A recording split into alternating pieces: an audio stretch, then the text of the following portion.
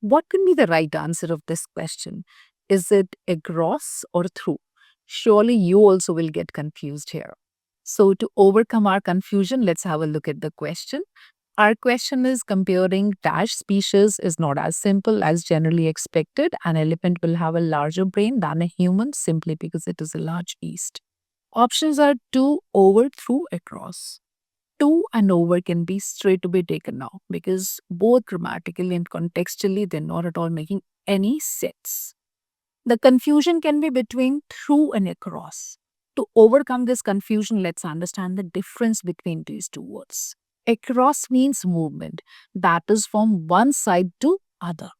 And this movement is always on the surface or over a medium. For example, if I say the boy ran across the field, here I'm talking about boy's movement that is from one side to the other and it is on the surface. Surface is field. If I say there is a bridge across the river, it means the bridge connects one side to the other. Now, what is through?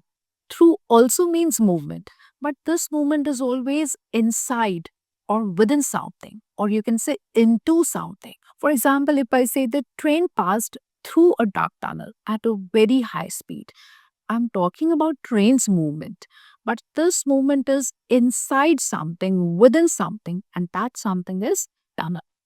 Now, if you look at your question is saying comparing dash species. Now, is it comparing across or comparing through? If I say comparing across species, I'm talking about movement that is from one side to other. That here it means from one group to other, where we don't have to enter into the species because comparing across means the movement is just from one group to other.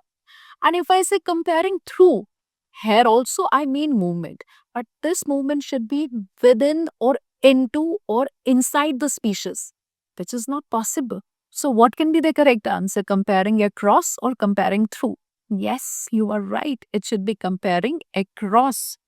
Why? Because it means movement from one group to other where we don't have to enter into the species.